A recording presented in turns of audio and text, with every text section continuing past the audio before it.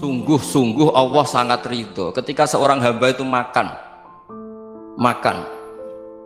makan ketika sesuap nasi dia muji Allah, ketika minum seteguk nasi dia muji Allah. Itu kalau orang diridhoni Allah itu wali betul. Itu untuk jadi wali itu gampang, kamu makan ridho, kamu nginjak buminya Allah ridho seneng, kamu hidup keseharian aman seneng. Nah ini supaya sampean kita semua ngaji betapa panduan Rasulullah untuk menggapai ridho Allah itu banyak yang keseharian sekali. Saking kesehariannya banyak dalam hadis dan itu sahih. Nabi menyebut hal-hal yang keseharian. Hatta ma tas'alu fi fimra'atika, kamu punya uang kemudian istri kamu bisa makan, itu ibadah. Bahkan sebagian ibadah itu dicontohkan Nabi yang akhirnya diprotes sahabat, yaitu wa fi buti ahadikum sedekah, kamu menggauli istri kamu itu ya sedekah. Sampai sahabat bilang, yang benar ya Rasulullah, ayati ahaduna syahwatahu wa huwa lahu ajrun, masa urusan biologis, urusan syahwat kemudian dia dapat pahala. Nabi menjawab, alai salawadu aha fi haramin akana alaihi wisrun, bagaimana kalau dia meletakkan ke yang tidak benar, itu kan dosa. Nah, hal-hal seperti ini yang saya ingin teman-teman semua, saya juga agak ingin ngaji demi Anda, juga agak ingin. Itu dosa sekali ngaji kok pesanan kelompok tertentu itu nggak boleh. Islam itu untuk semua, jadi ya cuma karena di depan saya jenengan ya seakan-akan jenengan korbannya. Itu ada ilmunya dalam usul fikih itu. Jadi orang itu harus ngaji usul fikih. Nama yang disebut, mungkin Mas Sufyan masih ingat zaman ngaji usul fikih, nama yang disebut itu tidak jaminan sebagai prioritas perintah. Jadi misalnya gini, kebetulan yang di depan Nabi itu Abu Dzar, Nabi ya bilang, ya Abu Dzarin ini uhibbuka misalnya, atau ya Mu'ad ini uhibbuka, atau ya Abu Hurairah ini uhibbuka. Banyaklah riwayat yang Nabi nyebut ya Abu Dzarin, ya Mu'ad, ya Abu Hurairah. Kemudian misalnya Nabi meneruskan khitab, ini uhibbuka, saya mencintai kamu, fakul dubur sholatin, atau sebagian riwayat disebut fala tada'an dubura kulli sholatin Allahumma inni ala dzikrika wa syukrika wa husni ibadatik. Saya mencintai kamu, siapa saja, Mu'ad bisa, Abu Dzar bisa, siapa. Saya mencintai kamu, mohon kalau habis sholat kamu jangan lupa wiridan Allahumma inni ala dzikrika wa syukrika wa husni ibadatik. Ya Allah, tolong kami permudah supaya mudah ingat Engkau. Anda tidak bisa mentang-mentang, oh, nama saya Parmin, nama saya Purnomo, itu yang diperintahkan Mu'ad misalnya. Jadi yang disebut satu, tapi khitab itu untuk siapa saja. Saya teruskan. Jadi saya mohon semua kita melakukan kebaikan itu, kalau dalam kaidah fikih disebut al yakin la yuzalu bisyak. Banyak kebaikan yang kebenarannya itu 100%, tidak punya efek samping ke pihak lain, ke kelompok lain, ke komunitas lain. Itu tadi misalnya Anda makan dan itu murah sekali, hanya butuh satu piring, setiap punyaan kamu muji Allah, setiap minum kamu muji Allah. Itu redaksinya Rasulullah SAW disebut Allah sangat ridho ketika seorang hamba makan kemudian dia memuji Allah, atau minum kemudian dia muji Allah. Logikanya gampang, negara seperti ini yang kamu harapkan bentuknya kayak apa, mertua, ipar, komunitas, tetangga, itu nyata terjadi itu kan belum pasti. Sementara yang mesti terjadi adalah kamu butuh makan, kalau tidak mati, butuh minum, kalau tidak mati, butuh bumi yang nyaman ditempati, kalau tidak kita juga mati. Sebab itu Allah kalau menyebut nikmatnya itu hal-hal yang keseharian. Alladzi at'amahum min ju'. Allah itu siapa? Allah itu yang menciptakan kamu bisa makan, tidak berlebihan. Allah itu yang menciptakan kondisi sosial itu ideal. Zaman Nabi itu ya ada orang munafik, orang-orang pilihan Allah itu juga diuji orang sekelilingnya yang macam-macam. Semua diuji sesuai konteks zaman dan waktu.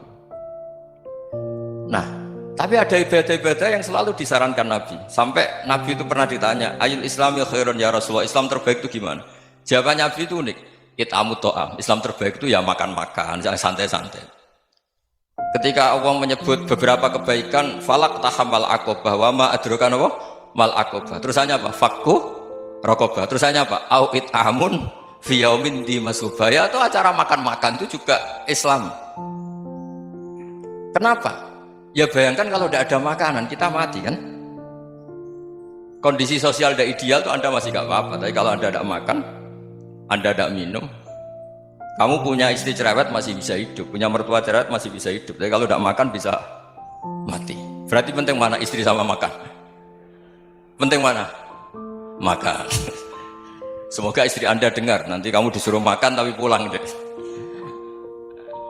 Itu kalau dibahasakan makan masih memahami. Penting mana nasi satu piring dengan istri? Nggak ada nasi mati, nggak ada istri belum mati. Penting mana? Gak berani jawab kan? Nah, ternyata Anda ada garang kan di depan istri. Jadi saya mohonlah, mungkin Mas Sufyan Sauri tadi yang bisa bantulah teman-teman tuh ngaji yang keseharian saja. Karena kita nyari ridha Allah itu berdasar firman Allah, dan firman Allah itu menyebut keseharian tuh riang gampang.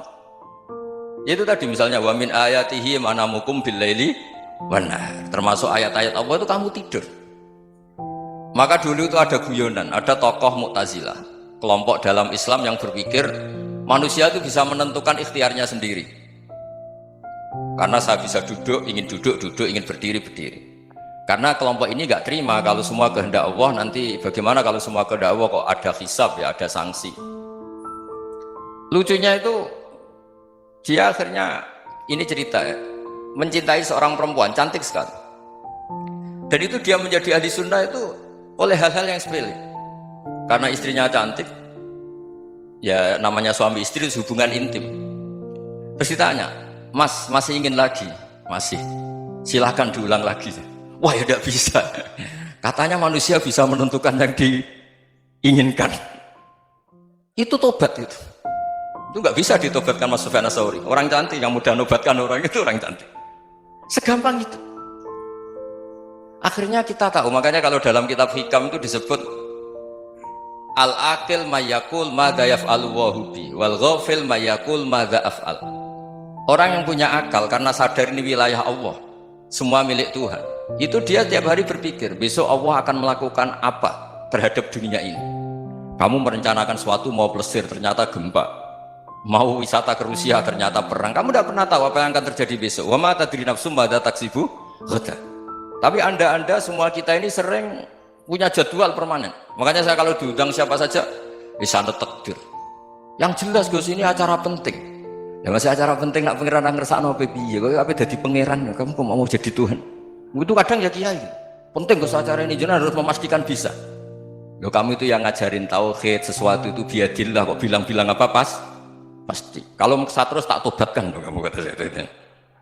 Ya kalau gitu Gus bilang insya Allah. Wah itu hati saya, fisik saya, roh saya sudah bilang insya Allah. Tidak usah kamu latih kata saya.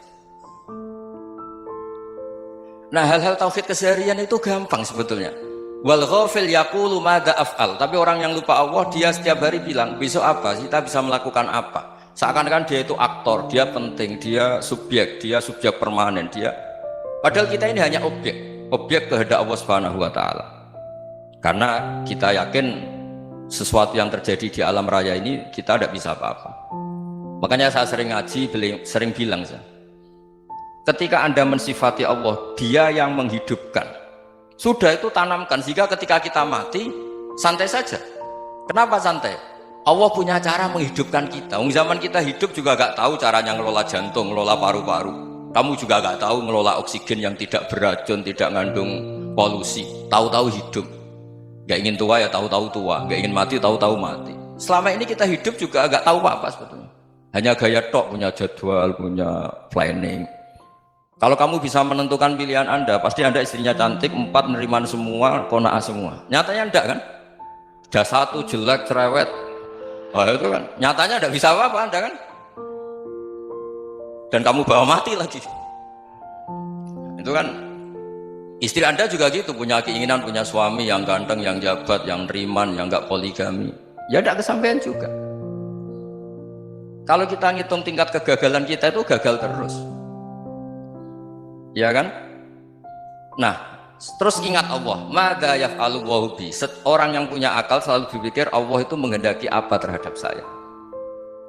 Lalu sama-sama orang melihat orang yang serius, itu kata Anda itu pemikir berat, serius, senang punya tokoh yang merengut karena kamu anggap serius.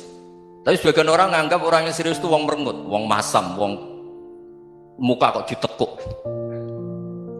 Jadi sama Itu hati, ya muqallibal qulub tsabbit qalbi ala dini. Karena kita nggak tahu cara berpikir kita tentang orang lain, tentang sekeliling kita.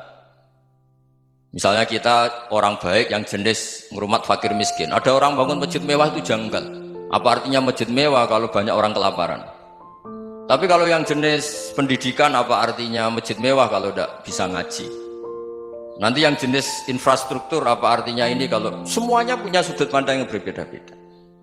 Dan Islam mengapresiasi semua kebaikan. Tapi katakan semua kebaikan itu adalah kehendak Allah Subhanahu wa taala. Karena apapun baik Anda itu pakai fasilitas yang diberikan oleh Allah Subhanahu wa taala. Sehingga ini yang disebut kulillah sumadarhum fi khawdihim yal'abun. Ya, kembali tadi ke tema-tema bahwa keseharian Anda ini sudah Islami. Saat Anda tidak bisa melakukan apa saja. Saya sering ada jenazah, biasanya kalau tetangga meninggal saya sering disuruh ngelepas. Saya bilang orang ini baik karena sering ngelamun di rumah, sering nganggur di rumah. Ditanya sama anaknya, kenapa Gus nganggur baik? Ya kalau dia nganggur artinya juga gak berbuat sesuatu yang maksiat kan? Ya kan, orang nganggur di rumahnya ya gak bunuh orang, gak maling, gak korupsi, ya namanya nganggur di rumah. Lah cuma istri cara pandang nganggur gak menghasilkan uang gitu. Tapi juga gak menghasilkan kriminal kan? Jadi sebenarnya Islam itu makanya kalau sampai ngaji usul fikih itu ada kitab usul fikih namanya Lubul Usul, itu terkenal sekali di pesantren itu. Itu kalau ngapresiasi keseharian itu luar biasa. Isma min mubahin illa wa yatahaqqaqu bihi tarku haramimma. Karena keseharian yang mubah saat Anda lakukan itu ada kehebatan yang luar biasa, yaitu meninggalkan haram. Makanya dulu banyak orang-orang alim ketemu temannya itu guyon sampai semalaman. Itu biasanya yang semangat Islam itu, kiai kok tidak tahajud, kiai kok tidak witir. Orang yang sedang mapan uangnya banyak, malam itu tidak kelayaban itu sudah luar biasa. Melawan nafsu supaya tidak maksiat itu sudah luar biasa. Supaya lupa guyon sama temannya semalaman sampai subuh. Gejolak-gejolokan ngenang zaman miskin, zaman kuliah nggak jelas, zaman apa. Melihatnya jangan tarkut tahajud. Seperti ini meninggalkan tahajud, tapi meninggalnya ini talkul muharramat. Jadi kayak apa hebatnya? Sehingga Imam Ghazali punya riwayat yang agak unik. Hatta takuna ibadatu akhiri hadil ummah iku an-naum. Sehingga suatu saat ibadah terbaik umat ini itu tidur. Itu kan riwayat kontroversi. Ketika Imam Ghazali tanya, kenapa iya? Kenapa kamu mulai keluar dari rumah itu sudah banyak maksiat? Melihat perempuan yang enggak mahram, melihat fenomena. Tapi kalau kamu tidur itu enggak melihat apa-apa. Tapi juga kamu jangan menganggap tidur itu ibadah betul. Saatnya melakukan fardu ain malah masih tidur. Tapi itu sudut pandang yang menjadikan kita Islam itu gampang. Jadi saat Anda tidak bisa aktivitas apa-apa, misalnya ada beberapa orang yang lumpuh. Lumpuh itu memang nggak bisa Jumatan, nggak bisa ibadah, tapi dia juga nggak bisa maksiat. Tidur itu memang Anda saat itu tidak bisa tahajud, tidak bisa witir, tapi saat itu ada zina, ada maling, tidak gosipkan orang, tidak bully orang, tidak menanamkan kebencian, tidak hasud. Sehingga tidur menurut Allah Ta'ala wa min ayatihi manamukum billaili apa? Wanahar. Karena di tidur itu selain ada unsur istirahat, jaga kestamina, juga ada unsur meninggalkan beberapa keburukan. Nah saya mohon ibadah yang keseharian ini kita jaga. Supaya kita semua baca ayat itu fasih. Fasih itu tertanam di hati. Allah itu siapa? Alladzi at'amahum min ju'i wa amanahum min khawf. Dan Allah kalau cerita di Quran itu anna sababnal ma'a sabba summa syaqaqnal ardha wa syaqqa fa ambatna fiha habba wa inaba wa qadba wa zaituna wa nakhla wa hadaika hulba. Kamu tahu saya ini siapa, kata Allah? Saya ini adalah Tuhan yang menurunkan air, kemudian ada tanaman banyak, habba wa inaba wa qadba, ada zaitun, ada tin, kalau orang Jawa mungkin ada tela, ada padi, ada mangga, ada pisang. Sudah, wa inaba wa zaituna wa nakhla wa hadaika hulba, ada perkebunan yang lebat. Tujuannya apa? Mata Allahkum, silahkan kamu pakai, kamu nikmati. Tapi karena kadang kita ini punya ide-ide besar. Tadi untuk syukur saja nunggu punya istri neriman, rumah baik, tetangga baik, komunitas baik, semuanya baik baru syukur. Lama-lama nanti ada di surga, syukurnya nunggu surga paling kelas A. Itu sudah ada yang menghuni Rasulullah, kamu nggak boleh di situ. Masa untuk syukur saja? Repotnya Masya Allah. Jadi mohonlah Quran yang kalau Anda hafalkan juz sama itu kan ada ayat-ayat yang kayak tadi. Ya, fal yang dzuril insanu ila ta'ami. Coba lihat. Apa yang kamu makan ya? Dari mana? Dan untuk mempertahankan hidup kamu keseharian. Jadi jangan kira ibadah itu harus membentuk komunitas yang versi Anda. Ibadah itu harus yang hal yang mulu-mulu. Kesehariannya Anda alami. Loh, ini saya tidak bikin-bikin. Saya ngaji bukan karena berdasar pesanan. Itu ayat yang saya bacakan betul ada ayatnya kan. Fal yang dzuril insanu ila tu'ami anna sababnal ma'a sabba thumma syaqaqnal ardo syaqqa fa ambasna fiha habba wa inaba wa qadba wa zaituna wa nakhla wa hadaiqa ghulba. Terusannya apa? Mata'al lakum, silakan kamu nikmati. Mata itu silakan kamu nikmati. Ya kayak sampean dikasih hidangan ya makan. Ya sudah makan. Habis makan ya minum. Habis itu ngantuk ya tidur. Ya sudah normal-normal saja. Kayak apa indahnya Islam. Tapi Anda mencari Islam yang gimana lagi?